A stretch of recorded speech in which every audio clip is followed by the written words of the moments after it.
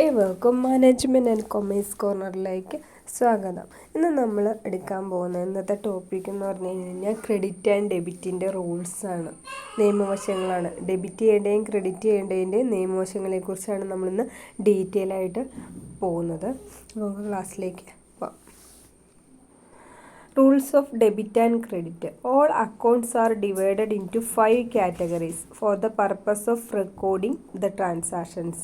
അതിൻ്റെ transactions entry ചെയ്യുന്നതിൻ്റെ പർപ്പസിൻ്റെ ബേസിൽ അക്കൗണ്ട്സിനെ എത്രയായിട്ട് divide ചെയ്തിട്ടുണ്ടെന്ന് പറഞ്ഞാൽ 5 കാറ്റഗറി ആയിട്ട് 5 തരത്തിലായിട്ട് ഓരോ പർപ്പസിൻ്റെ അനുസരിച്ച് ട്രാൻസാക്ഷൻസിനെ ഡിവൈഡ് ചെയ്തിട്ടുണ്ട്. അതിൽ ഫസ്റ്റ് വൺ എന്ന് പറയുന്നത് അസറ്റാണ്, second one liability, third capital, fourth one expense അല്ലെങ്കിൽ ലോസസ്, ഫിഫ്ത്ത് വൺ എന്ന് പറയുന്നത് റവന്യൂ അല്ലെങ്കിൽ ഗെയിൻസ്. ഈ അസറ്റ് എന്ന് പറഞ്ഞാൽ എന്താണ്? അസറ്റ് എന്ന് പറഞ്ഞാൽ എന്താണ്? നമ്മുടെ ആസ്തികളും കാര്യങ്ങളുമാണ്. നമുക്കുള്ള അസറ്റ് എന്ന് പറഞ്ഞു കഴിഞ്ഞാൽ ഒരു സ്ഥാപനത്തിനെ സംബന്ധിച്ച് അസറ്റ് എന്ന് പറഞ്ഞാൽ പെട്ടെന്ന് നമുക്ക് എക്സാമ്പിളായിട്ട് പറയുന്നത്, ഇപ്പോൾ സ്ഥാപനത്തിന് ടേബിൾ ഉണ്ടെങ്കിൽ അല്ലെങ്കിൽ ചെയർ ഉണ്ടെങ്കിൽ അതെല്ലാം സ്ഥാപനത്തിനെ സംബന്ധിച്ച് അസറ്റാണ്. ലാൻഡ് ഉണ്ടെങ്കിൽ ബിൽഡിങ്, അതെല്ലാം സ്ഥാപനത്തിനെ സംബന്ധിച്ച് അസറ്റാണ്. ലയബിലിറ്റി എന്ന് പറഞ്ഞു കഴിഞ്ഞാൽ ബാധ്യതയാണ്. ആ സ്ഥാപനത്തിന് മറ്റൊരാൾക്ക് പണം കൊടുക്കാനുണ്ട് എങ്കിൽ, അതായത് ബാങ്കിൽ നിന്ന് ലോൺ എടുത്തിട്ടുണ്ടെങ്കിൽ ലോൺ എന്ന് പറയുന്നത് ലയബിലിറ്റിയാണ്. ക്യാപിറ്റൽ എന്ന് പറഞ്ഞു കഴിഞ്ഞാൽ ഓണേഴ്സ്, ആ ബിസിനസ്സിലേക്ക് ഓണേഴ്സ് കൊണ്ടുവന്നിട്ടുള്ള മൂലധനമാണ് ക്യാപിറ്റലായിട്ട് നമ്മൾ പറയുന്നത്. എക്സ്പെൻസസ് അല്ലെങ്കിൽ ലോസസ് എന്ന് പറഞ്ഞു കഴിഞ്ഞാൽ എക്സ്പെൻസസ് സംഭവിക്കുക എന്ന് പറഞ്ഞാൽ നമ്മളിപ്പോൾ എന്തെങ്കിലും പർച്ചേസ് ചെയ്യുന്ന സാധനങ്ങൾ പർച്ചേസ് ചെയ്യണമെങ്കിൽ പർച്ചേസ് ചെയ്യണമെങ്കിൽ ട്രാൻസ്പോർട്ടേഷൻ ചാർജ് കൊടുക്കണം, അതായത് വണ്ടിക്കൂലി കൊടുക്കണം. നമ്മൾ എവിടെ നിന്നാണോ വാങ്ങിക്കുന്നത് അവിടെ നിന്ന് ഇവിടം വരെ കൊണ്ടുവരുന്നതിന് അതൊരു എക്സ്പെൻസാണ്. കറണ്ട് ബില്ല്, കാര്യങ്ങൾ, അങ്ങനെ തുടങ്ങിയ എല്ലാ കാര്യങ്ങളും എക്സ്പെൻസീവ് വരുന്നതാണ്. റവന്യൂ എന്ന് പറഞ്ഞാൽ നമ്മൾ സെയിൽ ചെയ്യുന്നത് വഴി നമുക്ക് കിട്ടുന്ന ഇൻകം കിട്ടിക്കഴിഞ്ഞ് കഴിഞ്ഞാൽ സെയിൽ ചെയ്യുന്നത് വഴി നമ്മുടെ സ്ഥാപനത്തിന് എന്താണോ സെയിൽ ചെയ്യണത് അത് സെയിൽ ചെയ്യുന്നത് വഴി നമുക്ക് ഗെയിൻസ് ഉണ്ടാവുന്നുണ്ട്, വരുമാനം ഉണ്ടാവുന്നുണ്ട്. ഇതെല്ലാമാണ് ഈ പറഞ്ഞ റവന്യൂ ആൻഡ് ഗെയിൻസ് എന്ന് പറയുന്നത്. ഇത് ഈ ട്രാൻസാക്ഷൻസിനെയൊക്കെ നമ്മൾ റെക്കോർഡ് ചെയ്യുമ്പോൾ ശ്രദ്ധിക്കേണ്ട കുറച്ച് റൂൾസിനെ കുറിച്ചാണ് ഇനി നമുക്ക് അടുത്തതായിട്ട് ഡീറ്റെയിൽ ആയിട്ട് പോകുന്നത്. 2 fundamental rules are followed to record the changes in these accounts. അതിൽ ഫസ്റ്റ് വരുന്ന റൂളായിട്ട് വരുന്നതാണ് for recording the changes in the asset or expenses. അസറ്റിൽ അല്ലെങ്കിൽ എക്സ്പെൻസിൽ ഉണ്ടാകുന്ന ചേഞ്ചസ് എങ്ങനെയാണ് ട്രീറ്റ് ചെയ്യുന്നതെന്നാണ് അതിൻ്റെ റൂൾ എന്താണെന്നാണ് പറഞ്ഞിരിക്കുന്നത്. Increase in asset is debited and decrease in asset is credited. എന്താണ് പറഞ്ഞിരുന്നത്? ഇൻക്രീസ് ഇൻ അസറ്റ് ഇൻക്രീസ് ചെയ്യുകയാണെങ്കിൽ എന്ത് ചെയ്യണം എന്നാണ് പറഞ്ഞിരിക്കുന്നത്? ഡെബിറ്റ് ചെയ്യണം എന്നാണ് പറഞ്ഞിരിക്കുന്നത്. Decrease in asset is credit ചെയ്യണമെന്നാണ് പറഞ്ഞിരിക്കുന്നത്. ഡിക്രീസ് ഇൻ അസറ്റ് ക്രെഡിറ്റ് ചെയ്യണമെന്നാണ്. അസറ്റ് ഇൻക്രീസ് ചെയ്യുകയാണെങ്കിൽ ഡെബിറ്റ് ചെയ്യണമെന്ന് പറയാൻ കാരണം നമ്മുടെ സ്ഥാപനത്തിലേക്ക് നമ്മളൊരു അസറ്റ് പർച്ചേസ് ചെയ്യുകയാണ് എങ്കിൽ അതെന്തായിരിക്കും? ഇപ്പം മെഷീനറി പർച്ചേസ് ചെയ്യുക, എക്സാമ്പിളായിട്ട് നമുക്ക് പറയാം. ഒരു മെഷീനറി പർച്ചേസ് ചെയ്യുക, അപ്പോൾ നമ്മൾ അതിൻ്റെ ട്രാൻസാക്ഷൻ വരുന്നത്? മെഷീനറി അക്കൗണ്ട് ഡെപ്റ്റർ ടു ക്യാഷാണോ കൊടുത്തിരിക്കുന്നത്, അതിൻ്റെ ബേസിലാണ് നമ്മൾ ചെയ്യുന്നത്. അപ്പോൾ അവിടെ മെഷീനറി അക്കൗണ്ട് ഡെപ്റ്റർ ടു അല്ലേ, ക്യാഷ് അല്ലെങ്കിൽ ക്രെഡിറ്റ് ആരുടെ പേരാണോ ഇത്. അപ്പോൾ അസറ്റ് ഇൻക്രീസ് ചെയ്തേക്കുമല്ലേ അവിടെ. അപ്പോൾ നമ്മൾ ഡെബിറ്റ് ചെയ്തു അല്ലേ? മെഷീനറി നമ്മുടെ സ്ഥാപനത്തിലേക്ക് വന്നു കഴിഞ്ഞപ്പോൾ എന്ത് ചെയ്തു? ഡെബിറ്റ് ചെയ്തു. ഇൻക്രീസ് ചെയ്യുകയാണ്. നമ്മുടെ സ്ഥാപനത്തിനെ സംബന്ധിച്ച് അസറ്റ് ഇൻക്രീസ് ചെയ്യണം. അസറ്റ് ഇൻക്രീസ് ചെയ്തപ്പോൾ എന്ത് ചെയ്തു? ഡെബിറ്റ് ചെയ്തു. And decrease in the asset is credited. Decrease സംഭവിക്കുകയാണെങ്കിൽ, ഡിക്രീസ് സംഭവിക്കുക എന്ന് പറഞ്ഞാൽ നമ്മുടെ സ്ഥാപനത്തിൽ നിന്ന് അസറ്റ് പോവുകയാണെങ്കിൽ, ഇപ്പം നമ്മുടെ ഒരു മെഷീനറി നമ്മൾ വേറൊരാൾക്ക് വിറ്റു എങ്കിൽ എങ്ങനെയായിരിക്കും?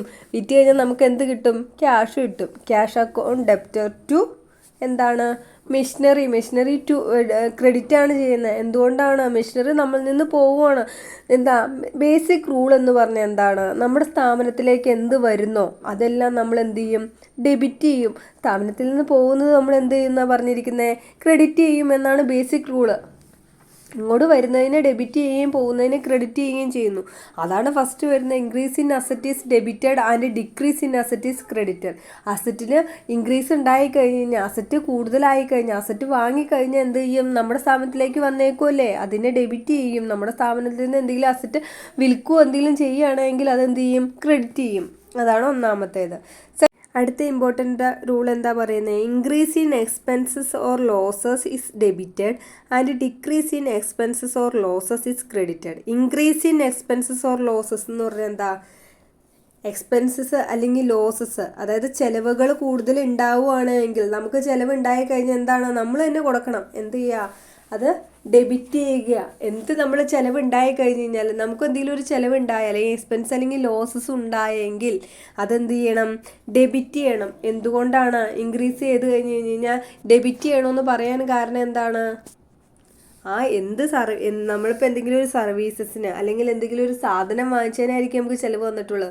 ആ വാങ്ങിച്ച സാധനം അല്ലെങ്കിൽ ലഭിച്ച സർവീസ് എന്ന് പറയുന്നത് എന്താണ്? നമ്മുടെ സ്ഥാപനത്തിലേക്ക് കിട്ടിയതാണ് അല്ലേ? കിട്ടിയത് എന്ത് ചെയ്യും? നമ്മൾ ഡെബിറ്റ് ചെയ്യും അല്ലേ? ആ എക്സ്പെൻസ് അല്ലെങ്കിൽ ലോസസ് എന്ന് പറയുന്നത് ഉണ്ടായത് എങ്ങോട്ടാണ്? സ്ഥാപനത്തിലേക്കാണ്, നമ്മുടെ ഫേമിലേക്കാണ് അല്ലേ? നമ്മുടെ ബിസിനസ്സിലേക്കാണ്. അതുകൊണ്ട് തന്നെ എക്സ്പെൻസസ് അല്ലെങ്കിൽ ലോസസ് എന്ന് പറയുന്നത് എന്ത് ചെയ്യും? ഡെബിറ്റ് ചെയ്തു അല്ലേ? Decrease in expenses or losses is credited. Expenses അല്ലെങ്കിൽ ലോസസ് ഡിക്രീസ് ചെയ്ത് കഴിഞ്ഞാൽ, കുറഞ്ഞു കഴിഞ്ഞ് കഴിഞ്ഞാൽ അല്ലേ? കുറഞ്ഞു കഴിഞ്ഞ് കഴിഞ്ഞാൽ എന്ത് ചെയ്യും? ക്രെഡിറ്റ് ചെയ്യുമെന്ന് പറഞ്ഞേ. അതായത് ക്രെഡിറ്റ് ചെയ്യുമെന്ന് പറയാൻ കാരണം എന്താണ്? എന്ന് വെച്ച് കഴിഞ്ഞാൽ നമ്മൾ ഇപ്പോൾ എക്സ്പെൻസ് ഇൻക്രീസ് ചെയ്യുകയാണെങ്കിൽ നമ്മൾ ഡെബിറ്റ് ചെയ്യുമെന്ന് പറഞ്ഞു. കാരണം നമ്മളത് കൊടുക്കാനുള്ളതാണ്, നമ്മളിലേക്ക് വന്നിട്ടുള്ളതാണ്. എന്ത് സർവീസ് എന്ത് കാര്യത്തിനാണെങ്കിലും നമ്മൾ മുടക്കിയിട്ടുള്ള എക്സ്പെൻസ് എന്ന് പറഞ്ഞു കഴിഞ്ഞാൽ, ഇപ്പോൾ ചിലവായത് ഒരു സാധനം പർച്ചേസ് ചെയ്യാനായിട്ട് എല്ലാവരും കൊടുത്തതാ.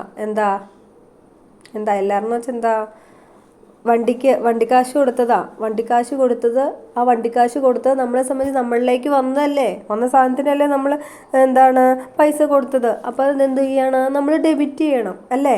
അതുപോലെ നമ്മളിൽ നിന്ന് പോയതാണെങ്കിൽ decrease in expenses or losses is credited. Expense അല്ലെങ്കിൽ ലോസസ് പറയുന്നത് കുറഞ്ഞു കഴിഞ്ഞാൽ എന്ത് ചെയ്യണം? ക്രെഡിറ്റ് ചെയ്യണമെന്ന് പറഞ്ഞു. നമ്മളെ സംബന്ധിച്ച് ഇനി ഡിക്രീസ് ഇൻ എക്സ്പെൻസ് കുറഞ്ഞു കഴിഞ്ഞാൽ എന്ന് പറഞ്ഞപ്പോൾ നമ്മളൊരു സാധനം പർച്ചേസ് ചെയ്യാനായിട്ട് വണ്ടി പിടിച്ച് കൊണ്ടുവന്നു എന്ന് പറഞ്ഞു. ആ സംഭവം നമ്മൾ ആദ്യം എന്ത് ചെയ്തു? നമ്മുടെ നമുക്ക് കൊടുക്കാനുള്ളത് കൊണ്ട് നമ്മളത് ഡെബിറ്റ് ചെയ്തു. അത് കൊടുത്തു കഴിഞ്ഞ് എന്ത് ചെയ്യണം? ക്രെഡിറ്റ് ചെയ്തിരിക്കണം. അതല്ലേ അത്. ഇപ്പം നമ്മുടെയിലേക്ക് വന്നു, നമ്മൾ വന്ന സാധനം വേറൊരാൾക്ക് ആ പൈസ കൊടുക്കാനുള്ളത് കൊടുക്കുകയാണെങ്കിൽ, അതായത് എ ആയ നമ്മൾ ബിക്ക് കൊടുക്കാണ്ടെങ്കിൽ ബിയിലേക്കല്ലേ ക്രെഡിറ്റ് ചെയ്യണത്? ബിക്ക് കൊടുക്കാനാണെങ്കിൽ അപ്പോൾ എന്ത് ചെയ്യുക? നമ്മളിൽ നിന്ന് എക്സ്പെൻസ് കുറയുകയാണ് ചെയ്യുന്നത്. നമ്മുടെ കയ്യിലുള്ള എക്സ്പെൻസ് ഇപ്പോൾ ഒരു 10 രൂപ നമ്മൾ കൊടുക്കാനുള്ളത് 10 രൂപ നമ്മൾ ബിക്ക് കൊടുത്തു കഴിയുമ്പോൾ നമ്മളിൽ നിന്ന് ആ എക്സ്പെൻസ് 10 രൂപ എന്നുള്ള എക്സ്പെൻസ് അവിടെ കുറയുകയാണ് അല്ലേ?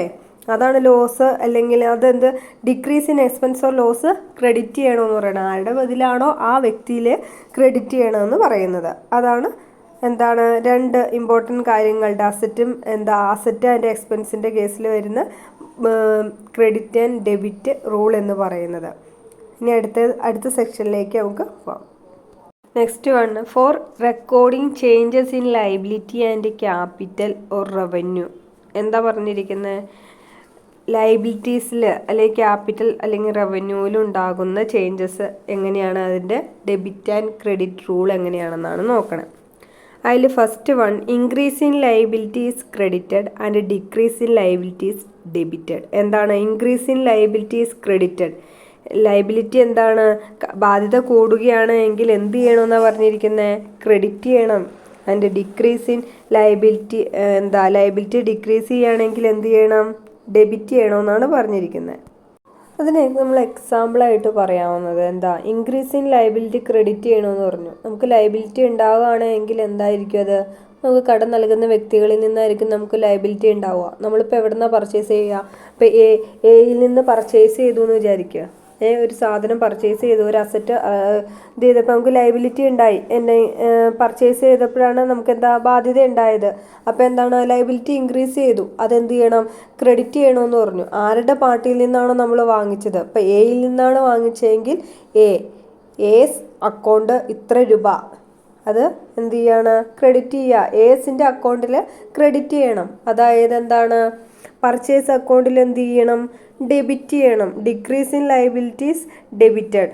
Decrease in liability debited. Decrease in liability decrease ചെയ്യണമെങ്കിൽ ഡെബിറ്റ് ചെയ്യണം. പർച്ചേസ് അക്കൗണ്ടിൽ എന്ത് ചെയ്യണം, ഡെബിറ്റ് ചെയ്യണം അല്ലേ. നമ്മളൊരു സാധനം പർച്ചേസ് ചെയ്തപ്പോൾ നമുക്ക് ബാധ്യത ഇൻക്രീസ് ചെയ്തപ്പോൾ എന്ത് ചെയ്യണം, ക്രെഡിറ്റ് ചെയ്യണമെന്നാണ് പറഞ്ഞത്. ആരുടെ അക്കൗണ്ടിലാണ്, എ അക്കൗണ്ട്സിൽ. എയിൽ നിന്നാണ് വാങ്ങിച്ചെങ്കിൽ എ അക്കൗണ്ട്സിലേക്ക് ക്രെഡിറ്റ് ചെയ്യണം. എയുടെ അക്കൗണ്ടിൽ ക്രെഡിറ്റ് ചെയ്യണം, കാരണം എയുടെ അക്കൗണ്ടിലേക്കാണ് പോകേണ്ടത്. നമുക്കെന്താണ്, ലയബിലിറ്റി ഡിക്രീസ് ചെയ്യുകയാണെങ്കിൽ, നമ്മളിന്ന് കൊടുക്കുകയാണെങ്കിൽ എന്താണ്, പർച്ചേസ് അക്കൗണ്ടിൽ നിന്ന് എന്താ ചെയ്യുകയാണ്, അത് ഡിക്രീസ് സംഭവിക്കുകയാണ് ചെയ്യുന്നത്. അതെന്ത് ചെയ്യണം, ഡെബിറ്റ് ചെയ്യണം എന്നാണ് പറഞ്ഞിരിക്കുന്നത്. രണ്ടാമത്തത്, increase in capital is credited and decrease in capital is debited. എന്താണ് increase in capital is credited എന്ന് പറയുന്നത്? ക്യാപിറ്റൽ ഇൻക്രീസ് ചെയ്യുക, ക്രെഡിറ്റ് ചെയ്യണമെന്ന് പറഞ്ഞാൽ ആരുടെ അക്കൗണ്ടിലാണ്, ആരാണോ ക്യാപിറ്റൽ ഇൻട്രൊഡ്യൂസ് ചെയ്തിരിക്കുന്നത്. ഇപ്പം എന്താണ്, ഇപ്പം അരുണാണ് ക്യാപിറ്റൽ ഇൻട്രൊഡ്യൂസ് ചെയ്തിരിക്കുന്നത്. അരുൺസിൻ്റെ അക്കൗണ്ടിലാണ് എന്ത് ചെയ്യേണ്ടത്, ക്യാപിറ്റൽ ക്രെഡിറ്റ് ചെയ്യേണ്ടത്. ഇൻക്രീസ് ഇൻ ക്യാപിറ്റൽ കൂടിക്കഴിഞ്ഞാൽ അരുണിൻ്റെ അക്കൗണ്ടിൽ ക്രെഡിറ്റ് ചെയ്യണം അല്ലേ, അരുൺസ് അക്കൗണ്ടിൽ ക്രെഡിറ്റ് ചെയ്യണം. Decrease in capital is debited അല്ലേ. ഡിക്രീസ് ഇൻ ക്യാപിറ്റൽ ഡെബിറ്റ് ചെയ്യണമെന്നാണ് പറഞ്ഞിരിക്കുന്നത്. എന്താണ്, കുറയുകയാണെങ്കിൽ, വിഡ്രോ ചെയ്യുകയാണെങ്കിൽ, അരുണിൻ്റെ പൈസ വിഡ്രോ ചെയ്യുകയാണെങ്കിൽ കുറയൂല്ലേ. കുറയുമ്പോൾ നമ്മുടെ സ്ഥാപനത്തിനെ സംബന്ധിച്ച് എന്താണ്, അത്രയും രൂപ കുറച്ച് ഓണേഴ്സിന് കൊടുത്താൽ മതി അല്ലേ. അപ്പം അതെന്ത് ചെയ്യാണ്, ഡെബിറ്റ് ചെയ്യണം എന്നാണ് പറഞ്ഞിരിക്കുന്നത്. ഇൻക്രീസ് ഇൻ ക്യാപിറ്റൽ ക്രെഡിറ്റ് ചെയ്യണം. ഇൻക്രീസ് ഇൻ ക്യാപിറ്റൽ മൂലധനം കൂടിക്കഴിഞ്ഞ് കഴിഞ്ഞാൽ മൂലധനം ആരാണോ കൊണ്ടുവന്നേക്കണം ആ വ്യക്തിയിലെ എന്ത് ചെയ്യണം, ക്രെഡിറ്റ് ചെയ്യണം. അരുണാണെങ്കിൽ അരുണിൻ്റെ അക്കൗണ്ടിൽ ക്രെഡിറ്റ് ചെയ്തു.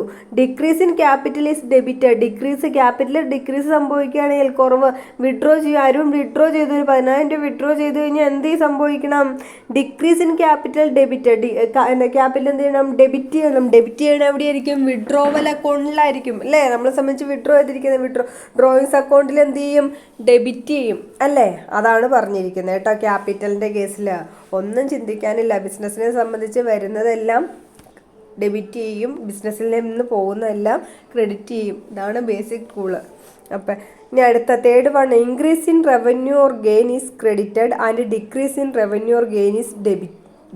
എന്താണ് പറയണത്, ഇൻക്രീസിങ് റവന്യൂ വരുമാനം കൂടിക്കഴിഞ്ഞാൽ എന്ത് ചെയ്യും, അത് ക്രെഡിറ്റ് ചെയ്യും എന്നാണ് പറഞ്ഞിരിക്കുന്നത്. എന്തിലാണ് വരുമാനം കൂടിയേക്കുന്നത്, ഇപ്പം സെയിൽ ചെയ്തേക്കണേലാണെങ്കിൽ ആ സെയിലിൻ്റെ ഇതിനകത്തല്ലേ നമ്മൾ ക്രെഡിറ്റ് ചെയ്യുള്ളൂ അല്ലേ. ആ ഏത് പർട്ടിക്കുലർ ഐറ്റത്തിലാണോ എന്താണ് വരുമാനം അല്ലെങ്കിൽ ഗെയിൻ ഉണ്ടായേക്കുന്ന ആ ഇതിനകത്ത് ക്രെഡിറ്റ് ചെയ്യണം. ഇപ്പം അത് മെഷീനറി വാങ്ങിച്ചപ്പോഴാണ് അവിടെ മെഷീനറിയിൽ ഇത് ചെയ്തപ്പോഴാണ് സെയിൽ ചെയ്തപ്പോഴാണ് കൂടുതൽ വന്നെങ്കിൽ മെഷീനറി അക്കൗണ്ടിലാണ് നമ്മൾ എന്ത് ചെയ്യേണ്ടത്, ക്രെഡിറ്റ് ചെയ്യണം. Decreasing revenue or gain is debited.